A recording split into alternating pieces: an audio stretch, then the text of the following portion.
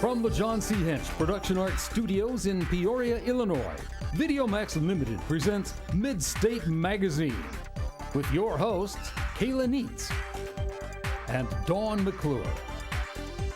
News with Stephen Gothald and Danielle Kainski, and the Midstate reporting team. Sports with Brent Drovalis. Jalen Cook is on the beat. Shane Z. Fryer takes us about town. Get real with Haley Fichter. Let's eat with Brandon Johnson. Jackie Myers is in the spotlight. Street Team with Ricky Hendon. Megan Casey about crew. And State of the Arts with Brooke James. And now, from America's friendliest city, Midstate Magazine. Take it away, kids. Hello and welcome to Midstate Magazine. I'm Dawn McClure. And I'm Kayla Neitz. Thank you for joining us tonight. All right, so let's talk about some things that's just happening nationally that's huge right now. The Miss America contest, you know, the lately that just happened or passed, the Indian woman who won. You know? Yeah, there was a lot of controversy over that because, it definitely was. You know, she did the traditional Indian dance for her talent section, and then, of course, she ended up winning, and people were saying she didn't deserve to win. Right. Which, of course, is ridiculous. Yeah, but it wasn't because of lack of talent or she did something wrong. It's all based on, like, skin color and where she's from. Right. You know, which is, it just still blows my mind of how much progress we've made, and yet there were a lot of tweets. So I know there were a lot of tweets that went out saying things like, first a black president taken away from America, and now an Indian woman, you know, who is representing America, and what has America come to? Right. And so to say that controversy, you know, it's to speak to all minorities, you know, so basically you're saying if you're not white, you don't belong in this country, or it's not America. Exactly. That's kind of outrageous, yes. And I just feel so bad for her because she's kind of getting it from both ends. You know, she's got very dark skin, and from back home, she wouldn't even win a beauty contest, something like that. So it's just, my heart goes out to her for sure. And that ties right into, I mean, for people to say that, well, there seems to be a lot going on in the Peoria area. Let's check out what's going on around town with the news team.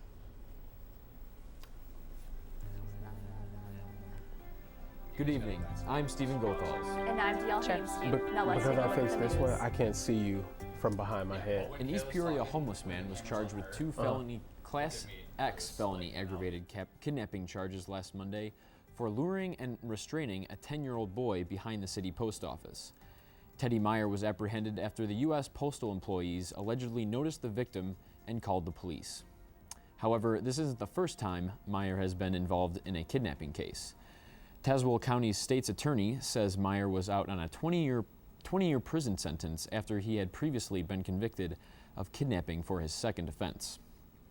If convicted for a third time, officials say Meyer will serve a mandatory life sentence. Illinois State University Symphony Orchestra put on a performance for local families with children with special needs on Saturday. Members of the ISU Orchestra mingled beforehand with the kids, giving them a close-up look of their instruments. The children were then handed their own maracas, allowing them the opportunity to play along with college musicians. The concert included both a narrator to explain the songs and an interpreter who translated the songs into sign language for the hearing impaired. This marks the 4th anniversary for this concert. 2 Central Illinois airports are the recipients of a $10 million grant in taxpayer money for improvements. Peoria's International Airport was awarded over $900,000, and Bloomington's Central Illinois Regional Airport was awarded over $600,000.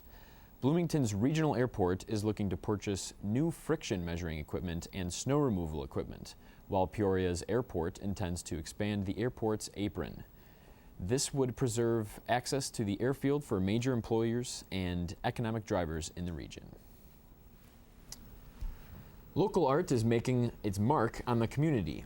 Maria Hart has the story. We had been looking for art for a couple years. We weren't finding it. We'd been looking for a place to do our art studio for a couple of years, and we actually opened up an article in a magazine and saw the very first ad for this particular space in this building, and that was the first time we heard about studios on Sheridan. So Jessie Moore is one of the many artists featuring her work at First Fridays at Studios on Sheridan.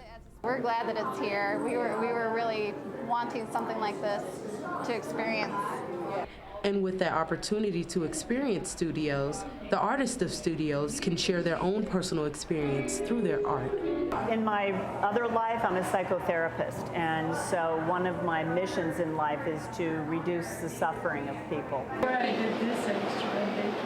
Oh, yeah? Yeah. That's a similar story to all the artists in the building, that we were commercial artists or construction workers or something all of our lives, and then we just decided, to reinvent ourselves and rediscovering, who we are and what we can do. For Gloris Cunningham, this experience has allowed her to renew her buried craft. When I first came to the studio, I was a mom of 3 kids who'd all grown. I wasn't sure who am I anymore. I'd given all my life, to the kids, and then I went back to my roots, which was art. With events like First Fridays, Studios on Sheridan has allowed artists of many backgrounds to rediscover a lost passion. And sharing that passion with the community, it's just really fun to just be growing personally and growing socially, meeting new people and feeling part of the community. For Midstate Magazine, I'm Mariah Hart. Thanks, Mariah. Now here's Brent with sports. Thanks, Danielle. The Low A Midwest League season came to an end as the Quad City River Bandits defeated the South Bend Silverhawks. Bandits pitcher Josh Hader was near perfect through 7 innings in the final, giving up only 3 hits and a walk while striking out 8. This was only Hader's 5th career start as a starter for the Bandits after being acquired in a trade late in the season. The Quad City's 4-2 win completed the sweep to give the Bandits their 6th championship in franchise history and their 2nd title in 3 years. We all know the story of David and Goliath. The classic tale from biblical times came to life as the Bradley Braves soccer team traveled to Storrs, Connecticut. UConn, ranked the #1 team in the country, was dethroned by the Braves as they held off the Huskies with a 1-0 victory. The game's only goal came on the first half penalty shot by Bradley Jr. Zach Kovacevic 3 minutes into the game and held up as the clock struck 0. The Huskies' previous 39-game regular season home win streak has now come to the end at the hands of the Braves. After the Peoria Rivermen were sold to the Vancouver Canucks last season, new ownership is the only change the team will be undergoing this season. The Rivermen have moved from the AHL to the Southern Professional Hockey League and will operate with an entirely new roster within the Vancouver's farm system. To the delight of fans, there will still be hockey in Peoria and will now be voiced by a local man. Bradley University's own Alan Fearing has been named the new play-by-play announcer and says he is excited for the season to start. That's it for sports. Back to you, Danielle. Thanks, Brent. And the Best Dad Ever award goes to Scott McIntosh. A Utah dad was hoping to teach his daughter the valuable lesson that modest is hottest when he took it upon himself to wear short shorts. When his daughter refused to change out of a pair of revealing shorts before dinner, Mr. McIntosh cut his own to wear in public. Later, he wrote a family blog saying he loves his daughter and just wants her to know she's worth more. However, at this time, Mr. McIntosh is unsure if his humiliating parenting technique worked. Well, I think he might get the most lovably awkward dad award, too. That's hilarious. Either way he cut it. Well, that's it for the news. I'm Brent Travalis. I'm Stephen Gothals. And I'm Danielle Haimski. Join us next week. Thanks, news team. All right, so what's happening locally, going on in the area as well. The Goodwill is helping a lot of veterans get jobs right now, and it's a great thing because they're providing suits and nice dress shoes. They also help them with lunches because a lot of veterans are having trouble getting jobs, with the economy being down. Right. So they are particularly trying to help those who are out of work get work and be able to, sustain their life. So they're doing a great job. Yeah, definitely. Yeah, and also a 90-year-old man named Joe Waugh. He's founded Joe Waugh Foods, basically in East Peoria, and he is getting a pitch in the Cubs game. Very cool. Yeah, so kind of a dream come true. Exactly, so that's pretty exciting for him. And there are a lot of great places to check out in Peoria. With businesses like Random, Leaves and Beans, and Broken Tree, it's safe to say that Main Street is one of the busiest streets in town. But amongst all the rivaling coffee shops, there's one store that stands alone, highlighting local art. And in this First About Town segment, I'm taking you to that one-of-a-kind store. the main statement.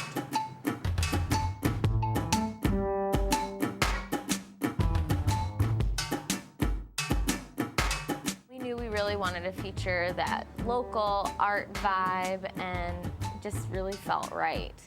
Owners Matt and Danielle from Austin, Texas wanted to introduce local artists to the Peoria area and spark new life back into Main Street.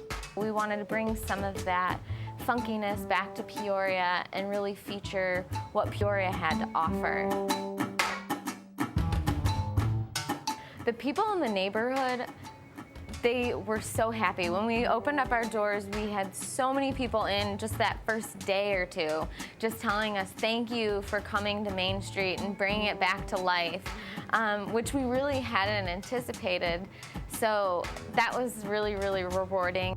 The main statement has also attracted the attention of students from local college campuses who may not have ventured outside of their campus bubble.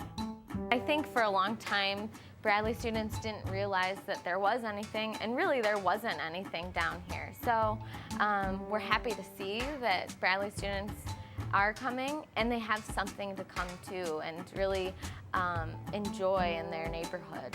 Highlighting the local artistry and the craftsmanship of the Peoria area, the main statement has definitely made a statement in the River City.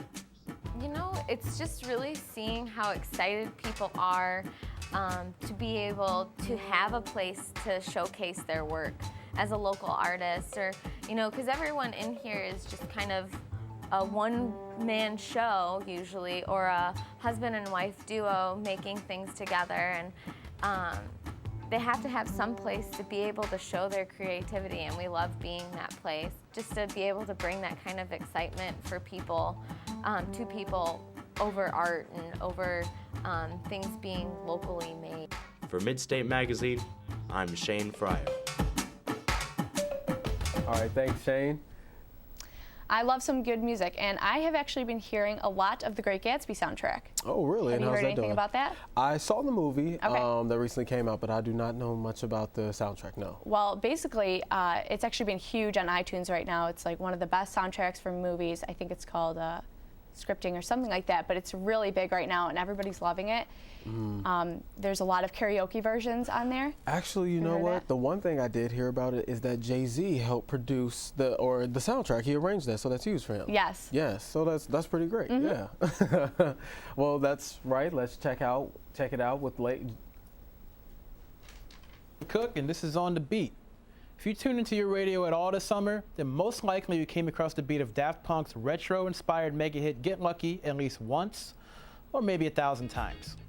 Well, now the popular duo is keeping the groove alive with the release of the music video from Lose Yourself to Dance, which debuted on September 16th.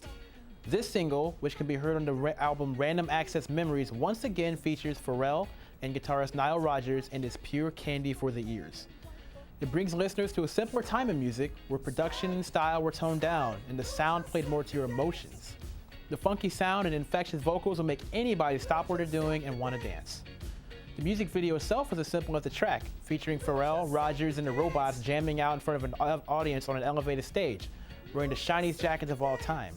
It's one groovy good time and is definitely worth a look or a listen as we approach the fall season. For On the Beat, I'm Jalen Cook.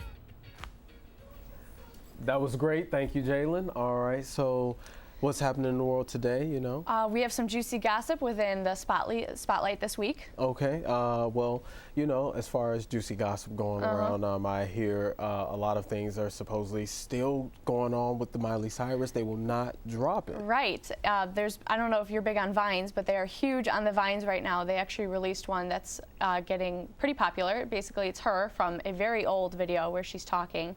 And she says, I think it's very interesting to see celebrities and you just wonder what happened to them.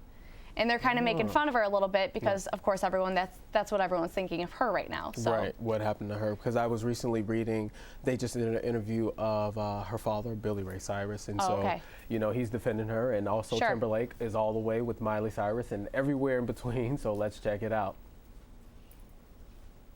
Welcome to In the Spotlight. I'm your host, Jackie Myers. Generosity is giving more than you can, and pride is taking less than you need. This quote certainly relates to the recent tragedy that occurred in Ohio as a woman's 5 children and boyfriend died in a tragic house fire. Anna Angel, girlfriend and mother of the 5 children, found out the news while working at the local Burger King and couldn't believe what she heard was true. World-renowned musicians Drake and The Game couldn't believe the story either. Even though they didn't know Angel or her family personally, Drake and The Game decided to team up and each donate $10,000 to help cover funeral costs for the victims. The Game stated on his Instagram account, "I can deal with a lot of things, but people losing their children is something that kills me every day." Times are tough for the Timberlake family, as JT's aunt was arrested in Shelby County, Tennessee, after investigators say they found evidence of her stealing thousands of dollars from JT's parents in a counterfeit check conspiracy. Police say they found Jane Harless had forged more than 100 checks by signing her brother's signature for checks made out to herself. Timberlake and his family are feeling betrayed and devastated by these recent findings and are avoiding questions from the media. Love is in the air, or should I say heartbreak. It is officially done. Miley unfollowed Liam from Twitter, which basically announced the end of their relationship. Rumors fly about why the previously engaged couple broke up, but Miley's VMA MTV performance was apparently his last straw. It seems that Liam isn't too upset over the breakup since he was seen the next weekend with the beautiful Mexican singer and actress Isa Gonzalez at a nightclub in Vegas. That's all for In the Spotlight. I'm Jackie Myers. There really is a lot going on in Celebrity Town. Sure is. Thank you, Jackie, for that wild update, right now.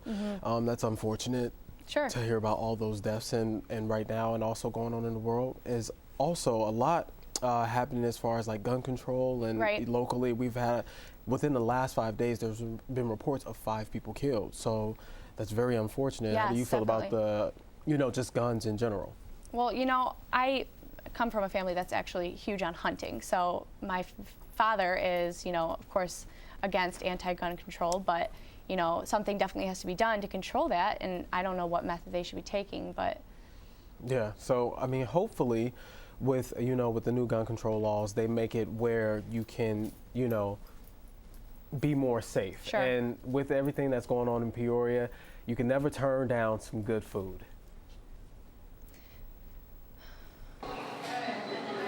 The recently renovated Mr. G's is a popular place in Peoria to get a quick meal.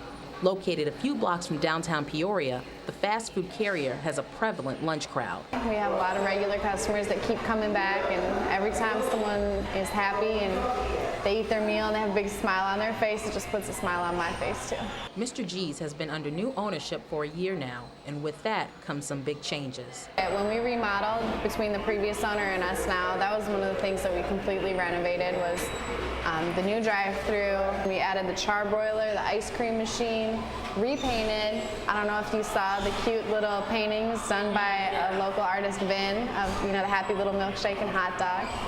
So they put a lot of effort into it. They also put a lot of effort into their food. Everything's good. Sometimes I find myself eating the Italian beef, which, is so good. So good is an understatement. The Italian beef was tender, flavorful, and dipped in au jus sauce just the way I like it. If that's not your style, you can have the sauce on the side, poured on top, or none at all. In my opinion, dipped is the only way. But what do I know? I'm from that strange city that's up the river. Well, we never been here before since they reopened. I asked my old lady, does she want to go to Mr. G's? And we came to Mr. G's. Well, it seemed like this was very good food here. Since I've revealed my origin, I'll admit, being a Chicagoan, I may have a pre-existing food bias. However, nothing but positive judgment was passed at Mr. G's. The people were friendly, the food was fast, enjoyable, and I'm not the only one who approves. Mr. G's is located at 601 West Main Street in Peoria. For Midstate Magazine, I'm Simone Buckner. So you can never go wrong with food. Of course, that looked delicious. Mr. G's, I mean, I can't eat the meat there, but I would definitely like to check out some of the side dishes, hopefully. Yeah. What about yourself? Definitely. You know where else is super good is, I don't know if you've been to One World in town. I have. It's pretty good, yes. How do you like it? Their chocolate cake is pretty much to die for. If you're going to go there and get one thing on the menu, I would definitely recommend that. If you're not really nice to the waiter, she'll definitely dress it up for you. She'll put it in the microwave, put some whipped cream on it, maybe some ice cream. So definitely something to try. One of my favorite things from One World is the yogurt parfaits. They're pretty good. Okay. They're pretty good. I haven't tried those yet. Yeah. And as far as other local food, I mean, right across the way you have Avanti's. Yes. And they have some great pasta that I love there. I've never had Avanti's until I came here to Illinois. I don't know if that's a big thing, but I think it's huge out here in Illinois. So Definitely. it was great, yeah. So this week on State of the Arts, I heard we're in for quite a bit of laughs. Yes, we are in for quite a bit of laughs, and let's check in with Brooke and see just how funny State of the Arts can get. Hello, and welcome to State of the Arts. I'm your host, Brooke Janes. Today on the show, I have Barbecue Kitten. They're an improv troupe from Bradley University. I'm speaking with Matt Farboda from Barbecue Kitten. Hello, Matt. Hi. How are you doing? I'm doing well, thanks. Good. So tell us a little bit about Barbecue Kitten. Well, Barbecue Kitten is an improv troupe, and that means that we do comedy in such a way that we make up everything on the spot for all of our shows. We're actually technically an improv and sketch comedy troupe, so we also sometimes write sketches more like how you'd see on Saturday Night Live. Okay, cool. Okay, and how many people are in the troupe? We have, I think right now, 9 actors, and actually a musician, and of course our manager. Okay, cool. And then how often do you guys meet? Is this a timely thing, or? Actually, we practice more than you'd think for something where everything's made up. We meet Monday nights and Wednesday nights every week for practice for an hour and a half. We also meet Sundays and Saturdays just to make sure things run smoothly, and then we have lots of shows. Okay. So do we get a little bit of a taste today of what you guys do? Yeah, actually, today we're going to be playing a game called Shoulda Said. And the way that this game works is that my fellow troop mates, Taylor and Anson, are going to be acting out a scene that they're making up. And at any time while they are performing the scene, I can blow a whistle that I have, and they will then have to repeat the last thing that they said or did in a different way until I'm happy with it. Okay, all right. Sounds good. First off, for every game that we actually ever play, we usually get our audience member to give us what we call a poll, which is just something that we base the skit off of. So if you don't mind, I'll ask you, what's the first place that comes to your mind? Okay. Right now? Right now. The hospital. The hospital, perfect. Okay, your poll is the hospital. Anson and Taylor, when you're ready? Yeah. Barbecue. Nurse. Nurse! Yeah. What are you taking? This guy, his IV came out and I don't know how to put it back in. Well, I mean, you went to med school, so, I mean, you did go to school at some point, didn't you? I'm actually just an intern, not a full-out nurse. I just found the outfit, like, in a closet, and I'm carrying around this clipboard. I actually don't know what I'm doing. Let me get this straight. You're an intern nurse, and I'm an intern doctor, and this guy is gonna die, and we can't even save him? You know what? I watched House like 3 times. I think I know what's going on. He probably has lupus. Okay, well, why don't we figure out this situation, or why don't we just call a doctor? You know, we can do that, right? Aren't there doctors here? I don't know. Actually, Isn't this a hospital? I have not actually seen I've seen like 2 real doctors here. I don't know. Actually, I kind of walk around with my eyes closed and just kind of arrive What kind of potential nurse are you? Let me go find it. You go that way, and I'm gonna... Doctor! Yeah. A doctor responded. Okay. I guess there are doctors here. Yeah, I don't know what he's down there doing, though. Can you please come help me? This guy is dying. Can you please come help me? This guy's IV came out and it's spilling everywhere. Can you please help me? I want to go on a coffee break. No? Okay. I have to figure this out. Okay, good. This is maybe your first test as like an intern. Did you pay attention? No, I didn't. I mean, you know, they said go to medical school. It's fun. And then I went and it wasn't. And I was like, what do I do now? So now this IV, okay. Can you do it? You walk around with your eyes closed. Of course not. No, I can't. Okay, I you just go back hold this the way. clipboard and look official. I just kind of like stand here and look pretty. I just felt like coming here today. I actually am not supposed to be here. I can't get a break today. All right, look, I'm gonna take this little IV thing, and I'm just gonna stick it. I'm just gonna stick it on the action. All right, I'm gonna take this IV, and then I'm just gonna. I don't think. Ooh. All right, I'm gonna take this IV, and I'm gonna do this. I don't really know. I think it's working. What did you do? I don't actually. I stuck it in his arm. I think it's working. It seems like, yeah, it's in there. I'm proud of myself. Did you actually put it in a vein, or is it just kind of in his arm? That is a great question. That's a dumb question. Of course it's a vein. Look at it. You see that? You see these veins? I got veins. Well, yeah. You got veins. You got veins. We got veins. Okay, I will take your word for that. I don't know. I think actually that does not even look like a vein. That might be an artery. I don't really... You know what? I'll just take your word for it. You know, I just don't know about you. Oh, my character is coming into question now. Yeah, Because I can't put an IV. I'm an intern. I know, but what kind of guy just comes to med school, doesn't really know what's going on, and then just comes and tries to do something? That seems really you're insulting me now. What kind of nurse walks around with her... Oh, you're making fun of me now. What kind of nurse walks around with her eyes closed and a clipboard and just like, hi, I'm a nurse. I'm pretty. I don't need to do anything. Okay. Is that all? That's it. That was lovely. Thank you. And thank you all for watching. That's all the time we have this week. For State of the Arts, I'm Brooke Janes. That was great, Brooke. Thanks so much. And thank you, Barbecue Kitten. Yeah, I'm sure improv is very hard to do on the spot. You Definitely. know? Sometimes that's what it seems like here, you know, but we definitely try to prepare Scramble ourselves. a little bit, but Yes. it usually ends up okay. Yes, yes. And also, you know, when it comes to doing improv or preparing yourself for something like that or giving speeches, what is your process on something like that? You know, I'd say you just got to think whatever the first thing that comes in your mind, just roll with it, and then you know, don't back down and don't say the word no. I've always heard that in improv you cannot say no. You have to agree with whatever they're saying because no stops it. Right, exactly. So. It shuts it off, and that's exactly what I've learned. You know, coming up and wanting to do a hosting job, and I got to talk to some kids recently, and when I got to talk to the kids and working at another news station as well, you try to tell them to always be open-minded and try to know what's going on in the world, so you can always have something to say, even an opinion about it, and know what you're talking about. You know? So yeah, that's definitely a great thing. And how have you been enjoying this? Is your second time on here? I have been loving it. Like I told you last week, I do actually want to do this for a living when I come out of college. I would love to have my own talk show. So I'm really enjoying myself, getting to know the ins and outs a little bit. So yes. And that's good. And as an overall view of everything that's happening right now, you know, we've talked about, you know, Miss America, what's happening with, I guess, gun control, and also with that, they're trying to make sure that people do background checks before they do guns. So, and you the know, baseball pitching. Right, and the baseball pitching, some positivity, you know. Great to hear a story about an older man getting have one of his dreams come true. Yeah, the pitch in the Cubs game. That's awesome, you know. So, you know, unfortunately, that's all the time we have this week from Midstate Magazine. I'm Don McClure. And I'm Kayla Neitz. Have a great night.